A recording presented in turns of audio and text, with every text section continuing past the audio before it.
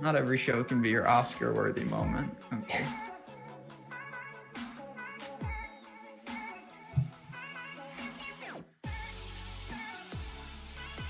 Good morning, everyone. Once again, happy Friday from Awesemo.com. It's the NFL betting show. It's really not just the NFL. We're going to be talking horses. We're going to be talking college football. A little Thursday night football recap, but we got you covered for everything this Sunday. Myself, Ben Rasa, here with my man, Julian Edlow. Sir, I hope that your Friday morning is going better than mine. I nearly broke a computer and I spilt water all over another computer. The disheveledness is at an all-time high over here.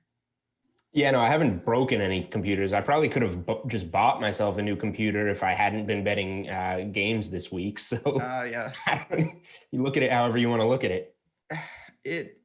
This is just peak, like I said, peak disheveledness. But you just mentioned that we were talking a little before the show with college football. With the MACtion back, the Mountain West is taking over Thursday nights. We got games tonight in college. There is football basically 7 days of the week, and that's just football. Now, of course, there's tennis, big horse racing, a lot of sports, even in baseball and basketball hiatus. There really is. It's pretty impressive, and it's obviously on purpose. But yeah, I mean, football is almost a nightly occurrence at this point, which is a blessing and a curse. Yeah, it's both of those things for sure. Let's talk a little about what we saw last night. 34-17, Packers covered.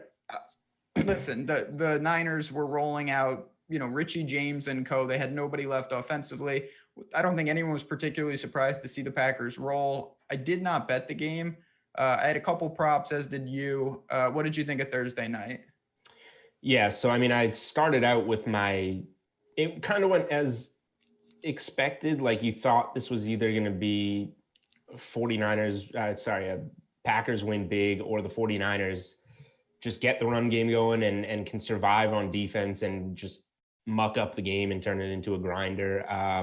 Once that sharp money came in on San Francisco, I did wind up playing Green Bay at -5.5 right before kickoff. I was like, all right, this is ridiculous.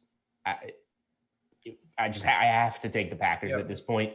And it worked out. So that was nice, but that just got me my money back from my prop that Jerick McKinnon, I played it at 25.5 receiving yards. He had a great role in the receiving game going in. Obviously no wide receivers and Kittle being out. I thought there would be, and Green Bay giving up a league high in receiving yards to the running back position. I thought it was the perfect spot. And of course he barely gets involved in the receiving game and has one of his most involved games of the season running the ball. So it was just off on that one. Weird game for props. Were Richie James props on the board? That was where you wanted to be, because I did not see any. I saw Trent Taylor ones on the board, which apparently we thought he'd be the wide receiver one. Those unders, I guess, were the bet of the night if you played those, because we didn't have any Richie James overs to take. So it looked like a prop game in the end. I think most people didn't do well with props in it, which sucks. So I'm just happy that I grabbed a little bit of Green Bay. Yeah, I didn't bet it. Like I said, I was more focused honestly on tonight's college football games than last night's, but I didn't have much. I was really actually unhappy with the play. And then seeing the game, I was unhappy that I lost. I bet MVS over 2.5 catches. He missed by the hook. He caught 2 touchdowns. He dropped the easiest pass of the game. Yeah, I mean, that drop costing you the win there sucks. And it also sucks that you would have won on plus money as a touchdown scorer, and he went over his yardage. So only position on him that you would have lost was the one I took. That was a little frustrating. But again, listen, it's one game. It's the Island games. Those are fun. We've got a ton more on Sunday, and we're going to be talking about that. Chad, it's good to see everybody on Friday. What's going on? All right. It is Friday, and that means there's Friday night football. We've got 3 games tonight, once again in the college ranks. We have one really big one, Julian. We were talking before the show. Before that, though, we've got Miami and we've got NC State. We've got San Jose State and San Diego State out in the Mountain West. And then I feel like that's your game. You would think, right? And then we've got BYU going to the blue turf to take on Boise State. Floor is yours. Do you like any of them? Do you like none of them? I know we don't know a ton about some of these teams, but what were your impressions when you saw the 3 games? Yeah, it's a cool slate. I mean, given what we usually get on Friday nights at this point, like when basketball would be going on, it's nice to have these. The Miami one, Miami's going to win that game, I think. I don't think it's like an upset spot. I'm curious to hear what you have to say about it. I was kind of considering it earlier in the week at 9.5, and now it's on the other side of that. And I don't know what I'll do there, but I'm still open to betting that game. The one that jumped out to me early in the week was BYU. Opening as underdogs at Boise. I got it at BYU minus 2.5, and then again at 3, and it's now at 3.5.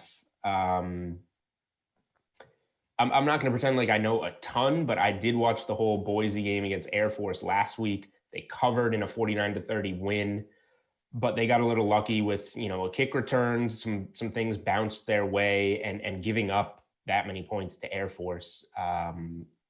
BYU should score a lot of points in this game, I would imagine. And BYU is just really good. From what I've seen of them, they don't seem to have many holes. I really like BYU in this game. I hate missing the hook and then being on the other side of it, but I still think it's fine at 3.5. Yeah, I wish I obviously got a little earlier. That they are growing as a favorite. That's the game I want to focus on. So I'll go through the other ones real quick. Miami to me just seems right. I think that's kind of where it should be. They should win on the road. All 3 games, you've got, like I said. Would you bet Miami if it were still 9.5? I'd be closer.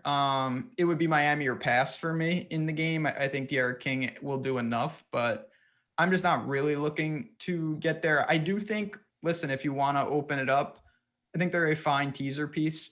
I do think they win the game. If you want to, depending on what type of teaser, if you're doing like a special teaser and you're moving at 10 points, you can get them, basically pick them, and you get a couple more opportunities, whether it's in the NFL. Well, I was also going to say, if we're super confident in Miami, you could go a Miami BYU money line parlay, and then you get rid of the points with BYU. I don't mind that. NC State is a tough team to gauge. They've had some big wins. They beat Pittsburgh. I think ultimately Miami is the better team. The game in the middle is a throwaway game for me. Both teams are 2-0. I have absolutely no idea how good either is, and I'm not really in the mood to try to decipher it. It seems relatively low scoring. Over/under is sitting at 48. Just teams I'm not familiar with. So I want to move to the late game. You talked about it. Couple things. One, Boise State just played Air Force, as you mentioned. Air Force doesn't throw the ball, so they only run. That's a totally unique package. BYU's throwing the ball better than basically anyone in the country. Zach Wilson's in the Heisman contention right now, which is kind of mind-boggling.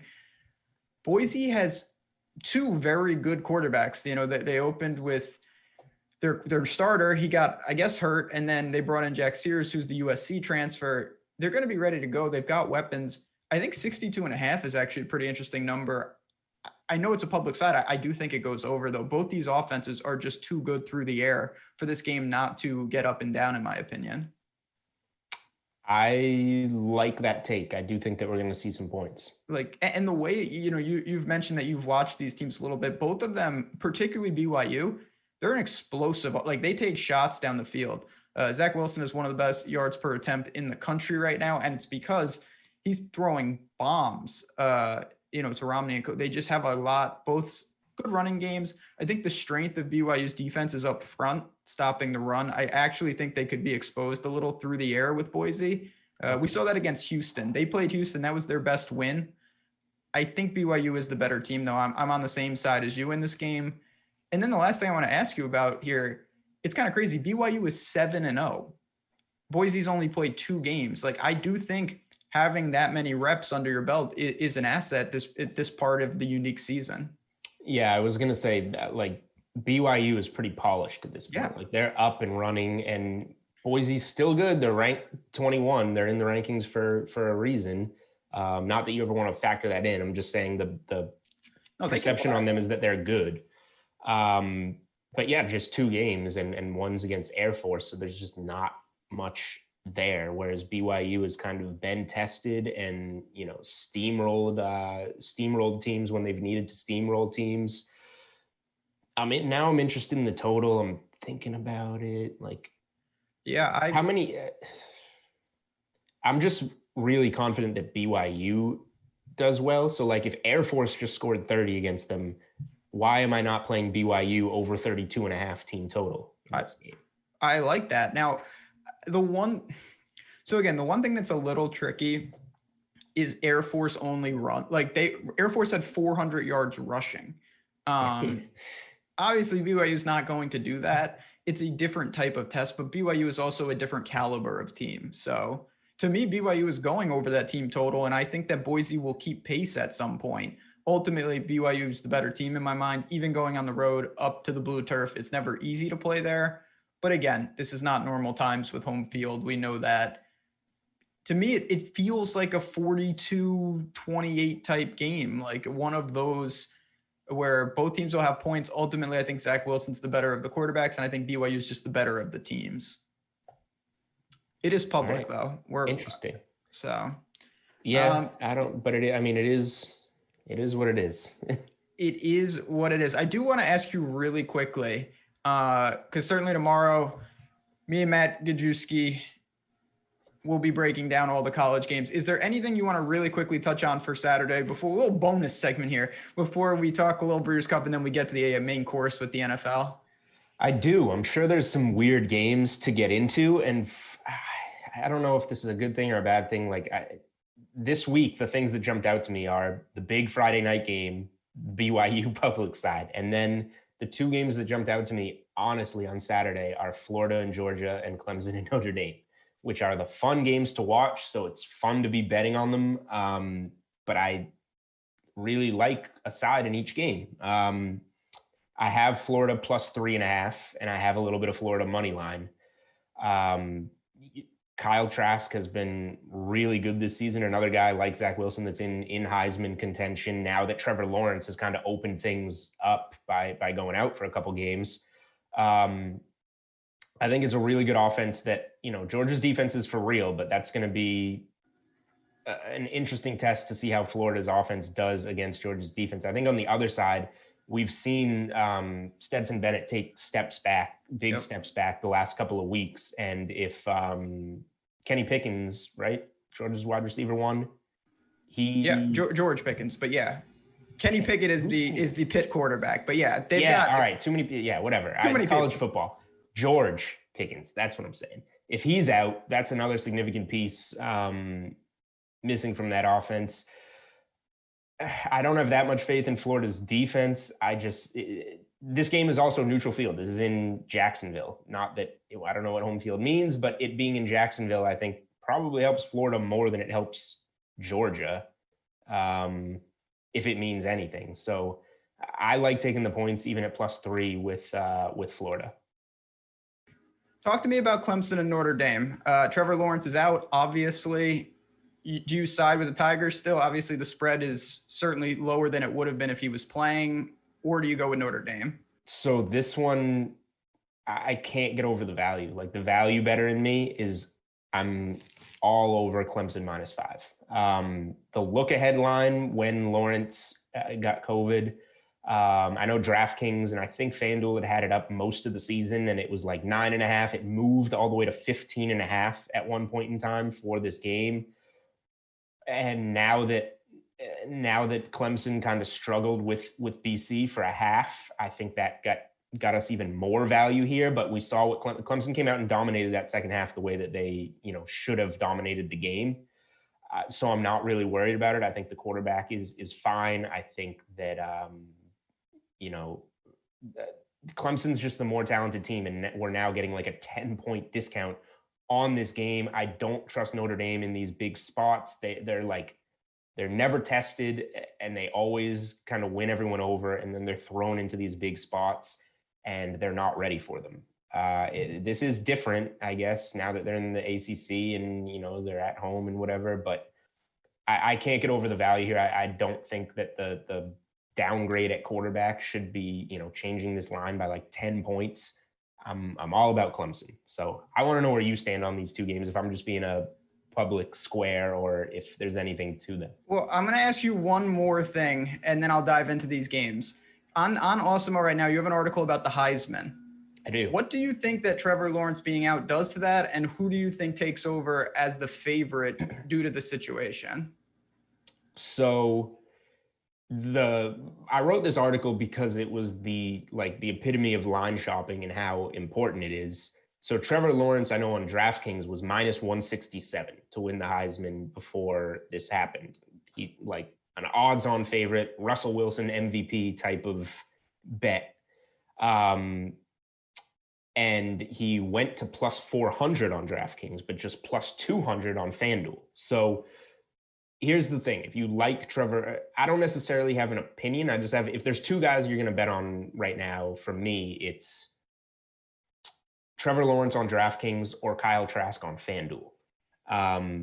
Lawrence is still going to have the chance to get 10 games in, essentially, if he just misses these two, which is what a lot of these other guys, Mac Jones and the Ohio State quarterback Fields are the two favorites. Yeah, at plus 150-ish, and they deserve to be.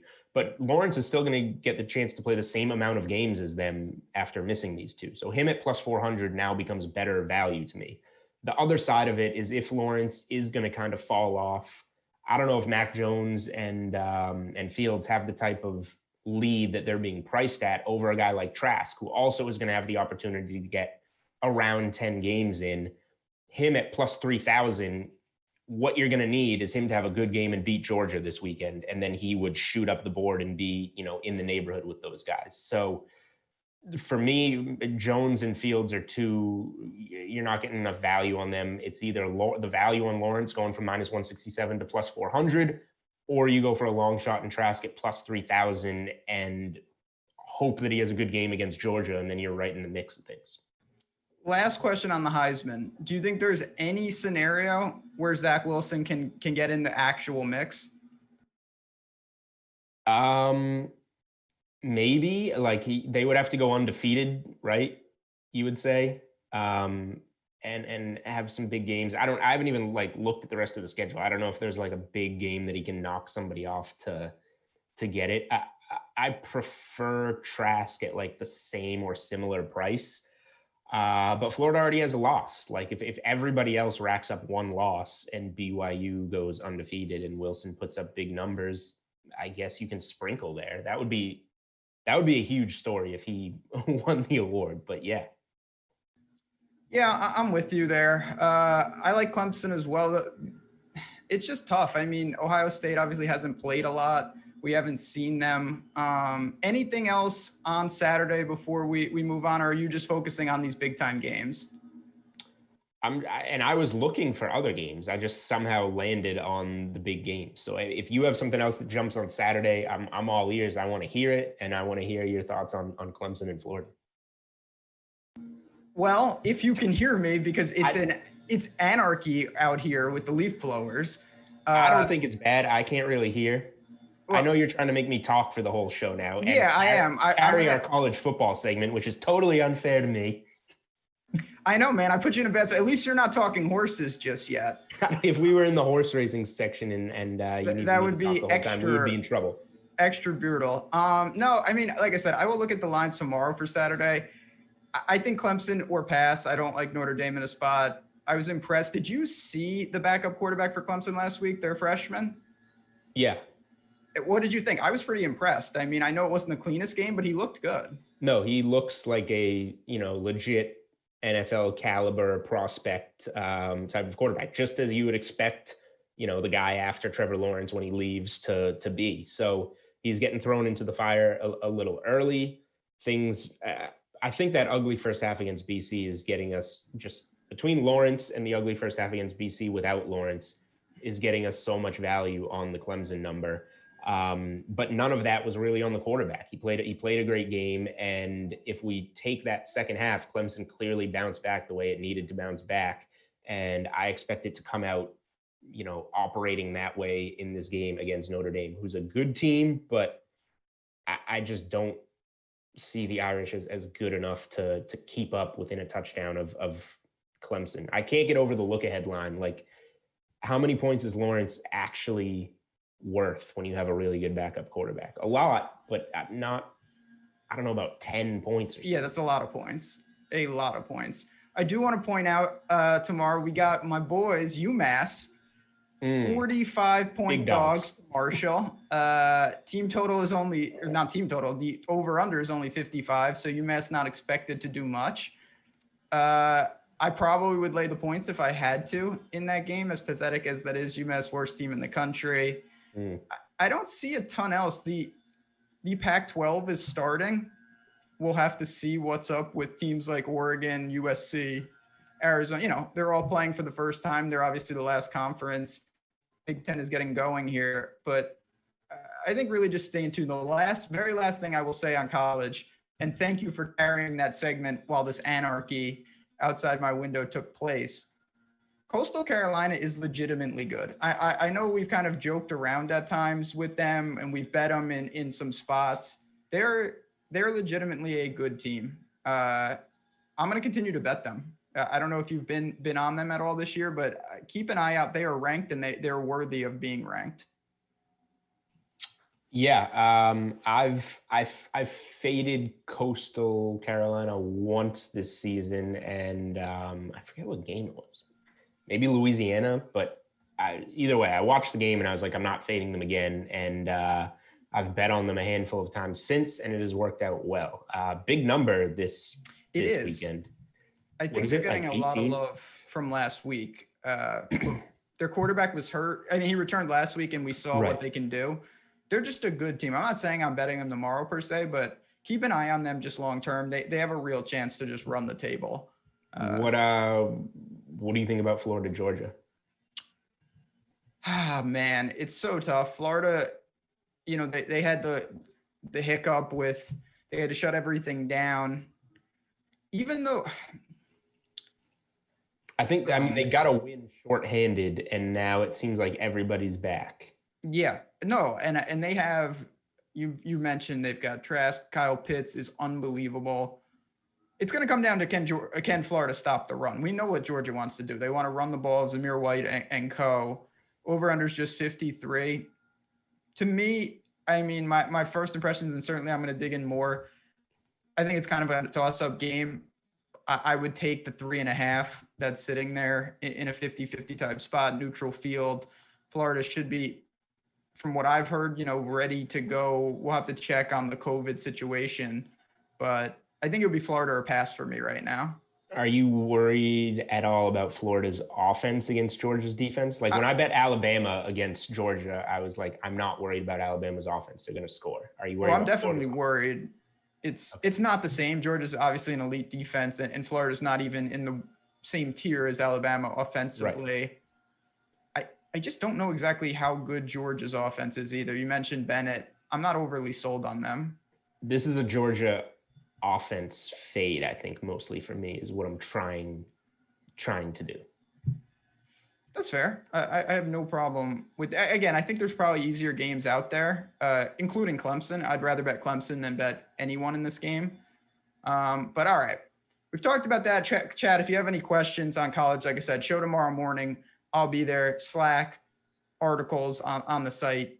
Get there. Rapid fire. Breeders' Cup. Julian, I know when you plan out your sports calendar, first thing you mark is the Breeders' Cup in horse racing. How excited are you for this 2-day extravaganza that's about to get underway?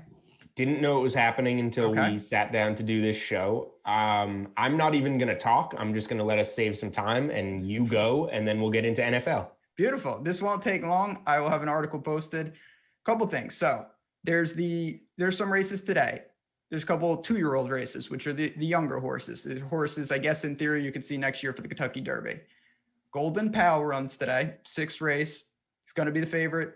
He's a monster on the turf. I do not think he's going to lose. If you're looking for a favorite to kind of just hold serve, Golden Pal today. There's a ton of good races tomorrow. I just want to talk about the Classic, which is like the Super Bowl of the best of the best. We've got Improbable, we've got Authentic, we've got Tis the Law. These are some of the horses that were, in the Triple Crown races like the Derby, the Belmont, things like that. Baffert has 3 of them. For me, I'm going against the grain. I like Tom's d'Etat, 6-1 right now. He ran against Improbable. In the Whitney, he was left at the gate, though. I think him starting slow in that race is just undervalued, Julian. It's the same concept with sport. If you watch a game and a team fumbles 4 times and you say, man, they look like the better team, it was just sloppy, bad execution. To me, it's the same kind of story with him. So I'm going to have an in-depth article posted. If you have questions, drop them in chat, hit me up on Twitter. I'm going to be betting these races. But if you want a pretty good price in the Classic, Tom's d'Etat for me is the horse sitting in that mid-range. I would rather bet him at around 6-1 than bet someone like Authentic or Improbable sitting around 2 or 3-1. All right. Golden Pal today. Thanks for the tip. There you go. Golden Pal, this horse. Him and Jackie's Warrior today are just, it's going to be hard to beat either of them. Anyway, that's what we call rapid fire horse talk. Look at that. In, out, all good. NFL Sunday, Chad. I know this is what you guys have been waiting for, and now we are ready to go. We've got a bunch of games, certainly in the 1 p.m. window. Got a handful of afternoon games. We've got a Sunday night game that I know you'll have your eye on with the Saints and the Bucks. Let's start, though, in that first window. Some, of course, big games, as there always are. What are your first thoughts? How do you like the week, and how do you plan to attack it? Honestly, I don't love this week that much early, and it makes sense because we have all this COVID stuff popping up. Like, it's just getting so much more ridiculous. So I don't have like a best bet or anything that I've jumped on. I just have my eye on a lot of things and a lot of leans. The Ravens are obviously going to be shorthanded, and I'm kind of letting that game trend towards a pick 'em. And you and I both liked Baltimore last week. A little bit unlucky against Pittsburgh. Fumbles. Start the game with a pick 6, the fumbles. Like, Baltimore should have won that game and gave it away on turnovers. I think that they'll clean that up against the Colts. Now, COVID related, we're going to have a lot of like linebackers and run stoppers out, and the Colts are good at running the ball. So there is a path for Indy to win this game at home for sure. But I don't trust Phillip Rivers. I think Baltimore is gonna bounce back and find a way. They really need this game. So, it's 1.5 now. I'm going to let it trend to a pick 'em, but even, like whatever, -120 money line, it's going to be a Baltimore money line play or nothing for me in that game. It feels like the right side, even a little bit shorthanded. We've seen, you can fade COVID teams all you want this season. It hasn't worked all that well outside of maybe like the 49ers last night, who are just smashed with injuries and have COVID stuff going on. That's kind of a unique situation. The other one, and we can talk AFC East because we're done with that. You win, I lose.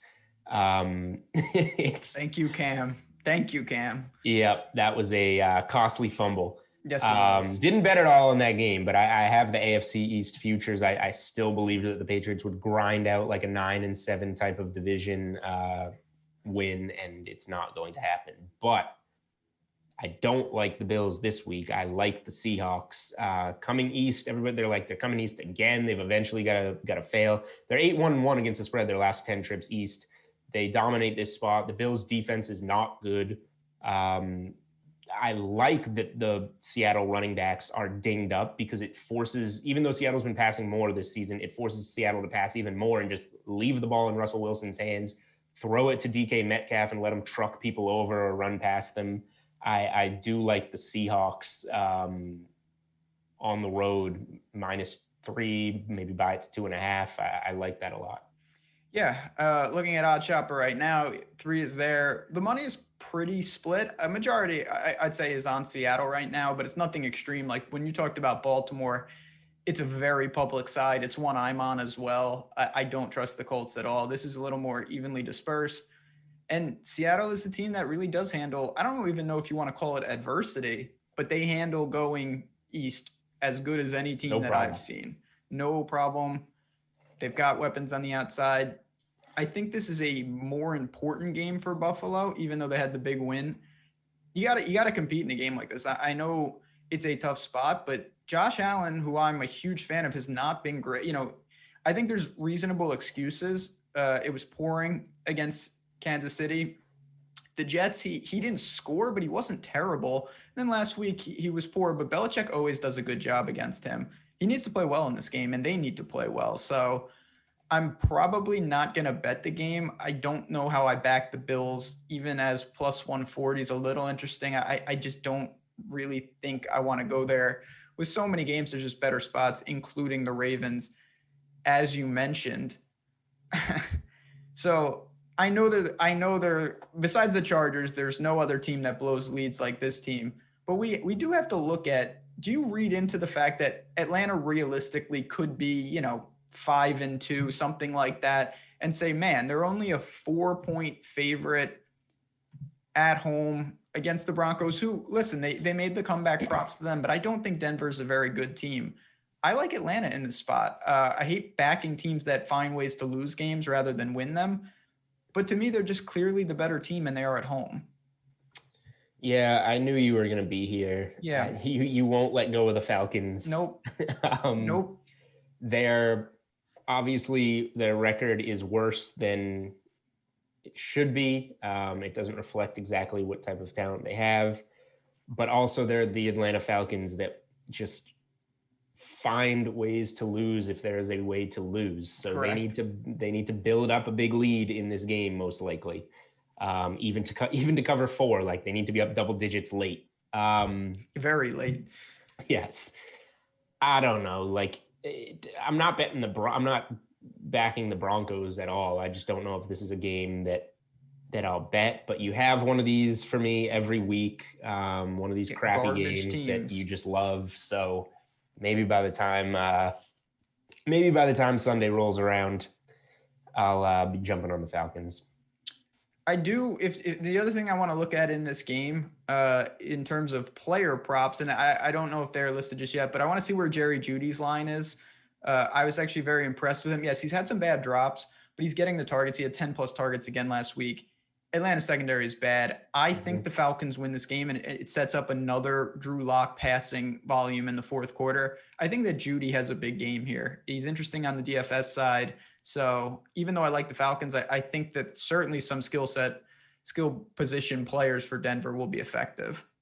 Yeah, I agree with that. I did back DJ Moore on the yardage last time around against Atlanta, and that didn't work out. Shut out for 3 quarters and then 2 grabs for 55 yards in the fourth quarter. So that also does say, that the fourth quarter narrative there for Jeudy in this game is alive, and his, it's not going to be a huge number on him either. So exactly, I'm never going to argue with targeting a receiver prop against the Falcons. Well, all right, I want to ask you, certainly not the Super Bowl of the NFL. They're not going to be building their week highlights around this game. We'll go to the AFC South. What do you do when you have a situation, Gardner Minshew's hurt, Jake Luton, who comes in, obviously we don't know much about him. I've seen him in college a little bit. What do you do with something like that? Do you wait and see? Do you look to get in live?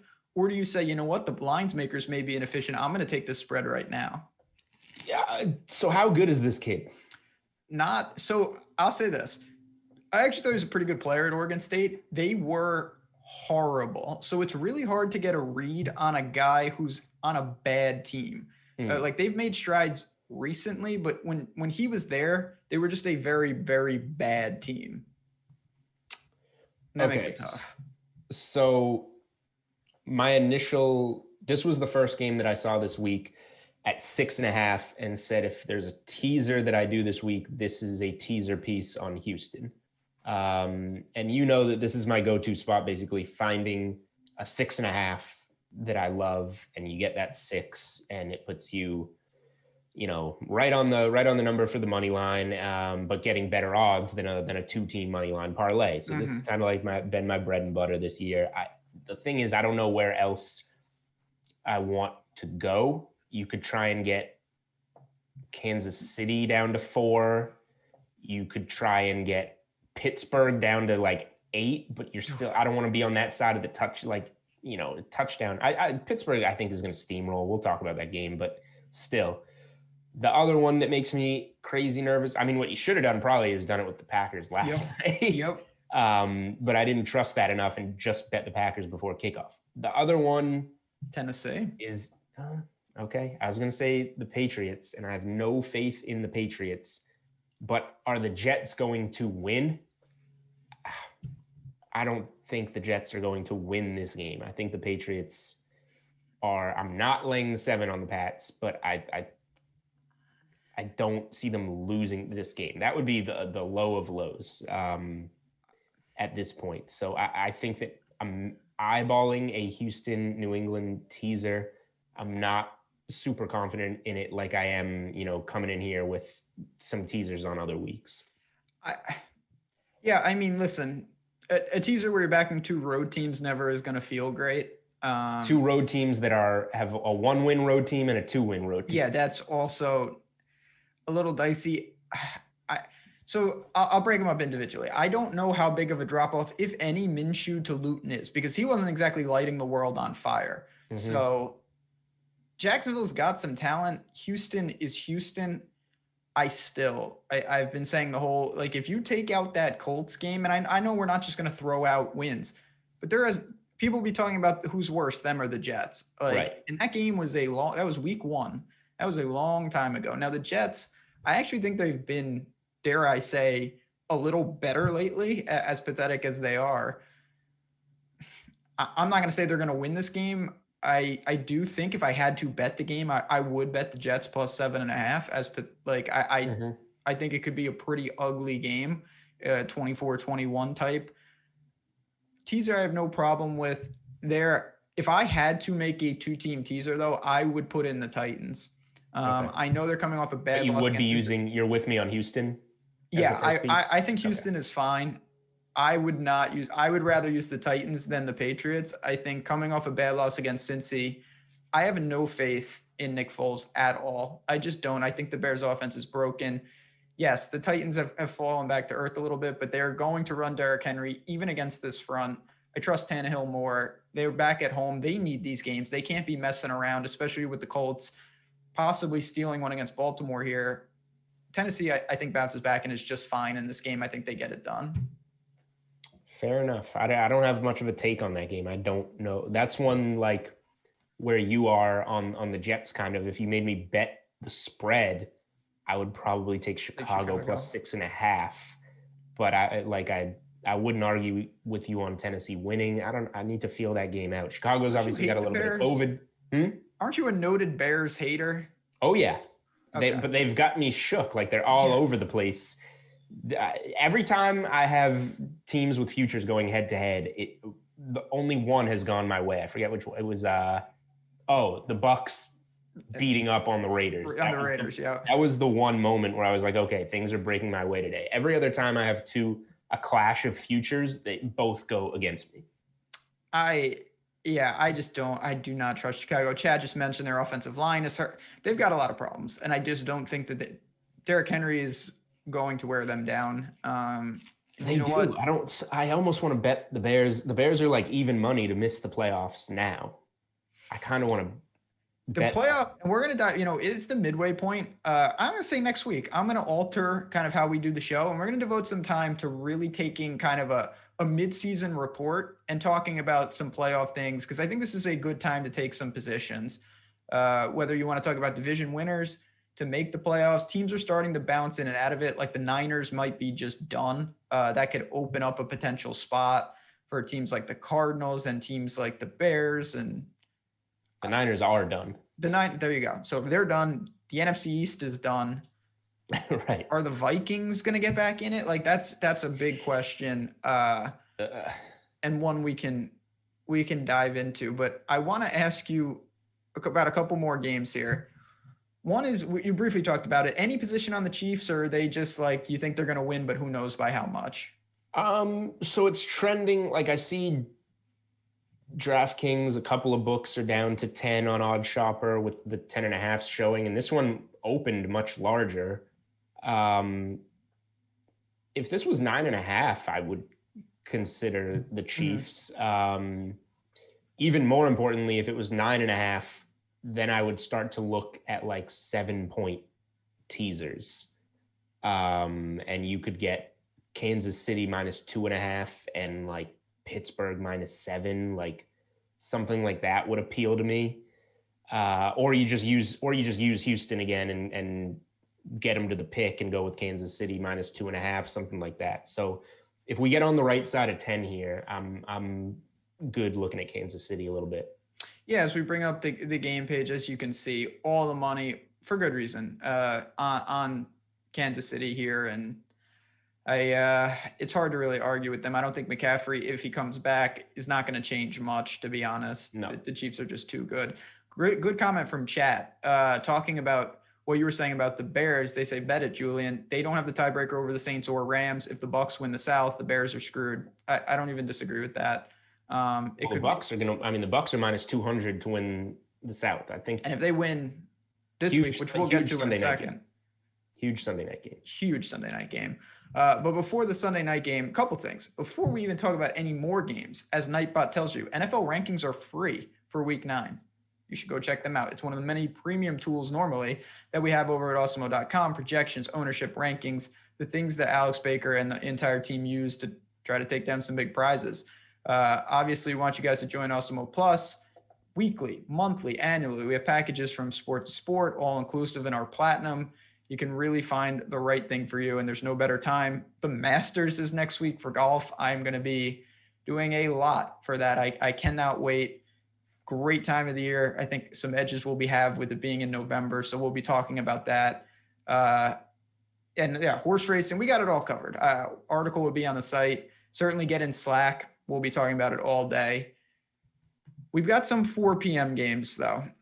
I want to start with the obvious one. You mentioned you think they roll them. It's not hard to think. Why did you think that? The Steelers are a 2-touchdown favorite against the Fighting Ben DiNucci's. I mean, minus Ben DiNucci. It's just bad. Can Dallas, I mean, is there any hope that they can move the ball? I guess that's step one. Well, so my only concern here is the unknown that, Ben DiNucci is now benched, and we're going to see Cooper Rush or Garrett Gilbert, who I'm not at all afraid of in terms of, Pittsburgh winning this game. But if the quarterback, the weapons are there for Dallas is the thing with, the receivers that they have. So if you have a capable quarterback, you're going to be a little better. Ben DiNucci proved to be incapable. I'm not afraid of one of these other guys winning this game or even keeping it within like a touchdown. But I am what if one of them can move the ball? Because if you look at the last 3 games without Prescott, this is even with Andy Dalton, Dallas has scored 1 touchdown in the last 3 games. And it was with 3 minutes left, down 28 against the Cardinals. So they basically just they can't get touchdown drives. Sometimes they luck out and get in field goal range and get 3. I guess I just want to fade Dallas until I see, if Cooper Rush or Garrett Gilbert puts up a couple touchdowns and hurts me, I guess you just live with it. So be it. So I'm looking at teasing Pittsburgh. And the Dallas defense sucks. So Pittsburgh's team total is 27.5. I think they should get to 28 or more in this game. Dallas's team total is 13.5. They're trying to trick you and make you want to take under 14.5 and not play it. They need 2 touchdowns to get there. Dallas can get a touchdown, which they've done once in 3 games, and 2 field goals, and you win the under on the team total. And this is the best defense they're facing by far in that stretch. So I like teasing Pittsburgh. I like Pittsburgh team total over. I like Dallas team total under. I think there's a lot of ways that you can bet this game, all of them kind of being in the realm of a 34-9 Pittsburgh win, which in that case, why don't you just bet the -14? I don't know. Listen, I think this year more than most, and I don't know why this is, it seems like the talent gap, almost like last night, you look and it's just like, wow, the Niners have nobody. Can they hang in? Well, no, they can't. And on paper, it makes sense. Why would they be able to? They're missing their entire offense. Right. The Cowboys have nobody left. It's maybe, and you know what? Credit to Mike McCarthy. if he can design an offense where they get Cooper Rush mobile or they find ways to be innovative, that doesn't seem like anything the Cowboys ever do. Like they're trying to run out whoever is there and play how they would if they had Dak. They don't have Dak. And now they're playing a team that even if they did have Dak, I think it's debatable how effective they would be against the Steelers defense. So I can't back the Cowboys. It's just how do you want to structure your Steelers exposure? That's really all I'm interested in. Once again, I will look to James Conner props. I think the volume will be there heavily. They love giving him the ball. So yardage, finding the end zone. I think James Conner is very live to score in this game. Those are props to keep an eye on. I like that. And obviously I like fading Dallas in yes. whatever fashion you see fit. So last game, and then we'll move to the Sunday night game. Yep.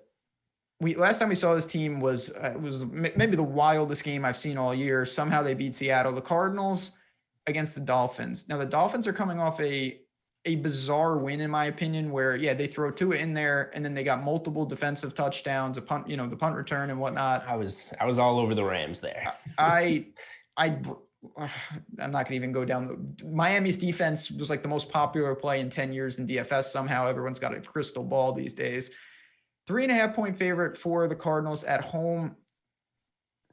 I don't know. I don't know what we make of Tua. We didn't really see anything because he didn't have to do anything.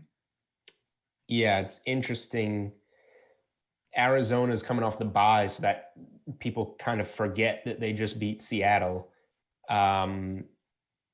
It's a pass for me because we don't know enough. It's a lot of questions. Tua didn't do anything, and you can't fault him, but he also wasn't that great. He completed like 50% of his passes, nothing special. The Miami special teams and defense was obviously fantastic. I also played Tennessee defense over Miami defense in cash, and -1. I was there with you. That was everything else was right, but the defense was not right. So whoops. And I bet the Rams as my best bet that week. So I was just swift kick below the belt 2 times. I don't know what to make of this game. Miami might have a little bit of steam in the AFC to try and grab a playoff spot. Arizona has looked really good. I don't have thoughts, honestly. I want to have some thoughts. I'm just not betting the game. I'm not looking at it and focusing on other spots. It's the type of game, we talk about this on the show. I think it's a good data point. I'm going to watch this game and I'm going to bank what I see from Tua. I'm going to bank what I see from the Cardinals, and I will use that to make bets in the future. Not the end all be all, but I don't see personally an avenue. I don't know how good Tua is. I don't know how good the Cardinals are. I'm really not sold on them. They have flashes. I think Chase Edmonds will have a good game potentially. He's going to be DFS consideration. I don't, 3.5 to 4 on Odd Chopper. It seems right to me. They should be a slight favorite at home. There's easier spots out there. Definitely a wait and see right now. Maybe that'll change on Sunday, but I'm not sure that it will. All right. A couple minutes left, and we've got to talk about this game. Sunday night, big one for you, big one for Tommy Boy. Bucks at home against the Saints. I don't want to say this is it, but it does feel like if the Bucks win this game, they are in full control in the South, and they are the favorite maybe to represent the NFC. I mean, they're just the rich get richer. What do you make of it? Do you think Antonio Brown is an actual factor? The Saints always start slow, as you pointed out on this show. Where are these teams at, and what do you make of the line? Yeah, the line is pretty spot on. Maybe there's a little bit of value on the Saints, honestly. You would think it would be more around a field goal. Michael Thomas should be back. No idea what to make of Antonio Brown. I think that Brady will make a point to involve him to a degree and make him feel involved immediately, because he seems like the kind of guy that you need to make feel that way. He could be a big factor. It depends where his head is at. He was a absolute wild card for his brief stint in New England. He sounds like he, just from listening to him speak, he sounds a little bit more reasonable now. I don't know if he's like medicated or what. I'm not gonna dive into like the psychology of Antonio Brown here, but obviously he's capable of making plays and playing behind guys like Godwin and Mike Evans. He's not somebody that you need to rely on. So it's a, convenient spot to have Antonio Brown. He's a luxury to add, which is good for Tampa. Yep. So I don't, in terms of this game, maybe it'll arrive and I'll feel a certain way and bet it. I don't believe in Drew Brees. It's an outdoor game against a good defense. Maybe I'll find a way to fade Drew Brees. I think Tampa's going to win, and that's what I already have. It's already like I'm betting on this game because I have so many Tampa futures at great prices from before the season. So just kind of let them ride out. The over 8.5 wins is obviously great, but the plus 350 division that's what I want to happen. And I want them to, I don't know if they're going to surpass Seattle somehow, but get that first round bye. That would be great for NFC futures. So I have enough riding here where I'm just going to root on Tampa. That said, maybe Sunday night arrives and I feel like sprinkling on something, but I mean, right now Tampa's taking a little more money, but nothing.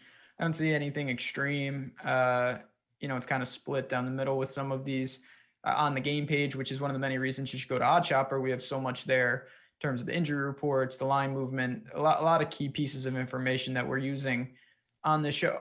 I think Antonio Brown is a luxury. It's not, if he is ineffective, it means nothing. If he's somehow effective, it's another weapon. It's going to be tough. I think that, again, I don't want to make too much of one game, but to me, Drew Brees, I've been underwhelmed this entire year by him. I think he's kind of skated on some pretty bad games, and he's leaned on mostly Kamara because the other guys aren't there. He needs to play well because I'm shocked that I'm wrong again for the 20th year in a row that Tom Brady may not be done. He has taken control of this offense, and I have to give him credit. I did not think he could get the ball downfield.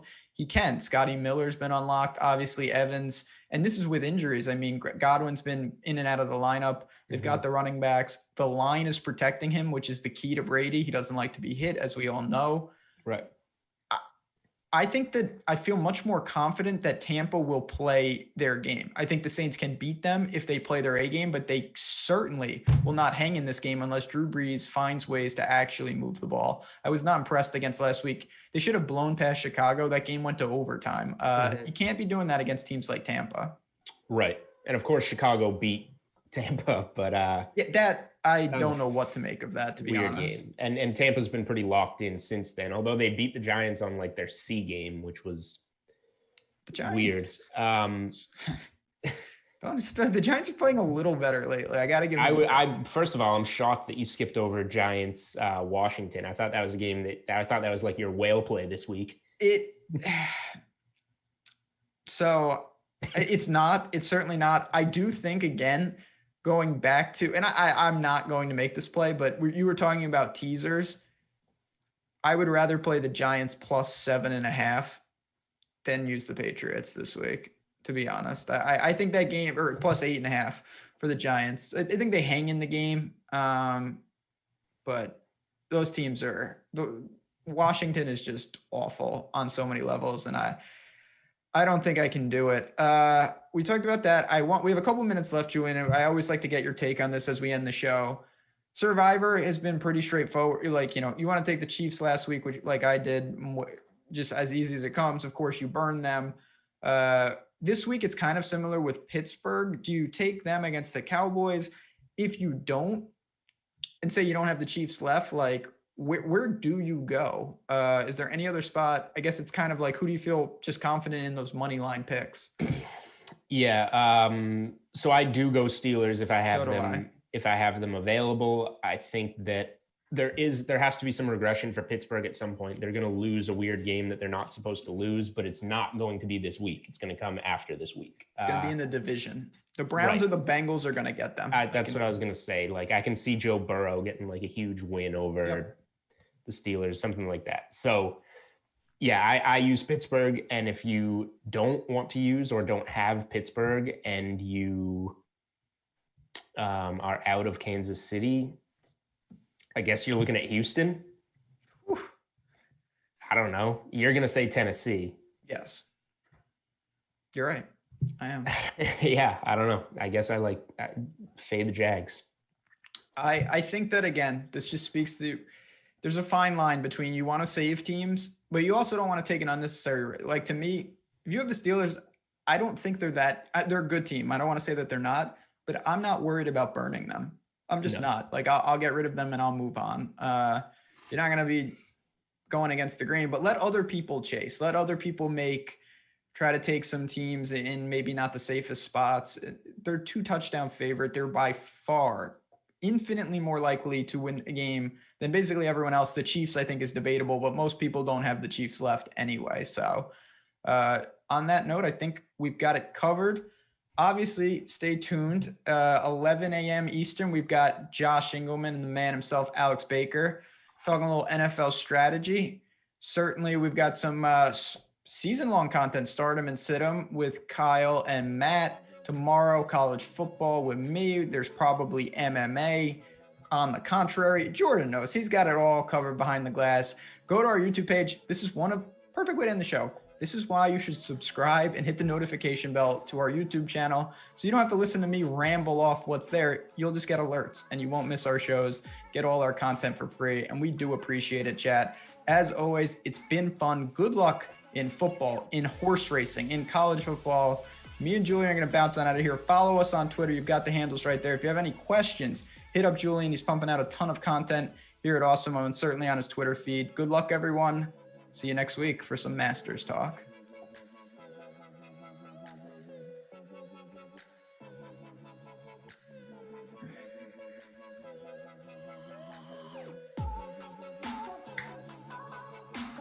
These leaf blowers.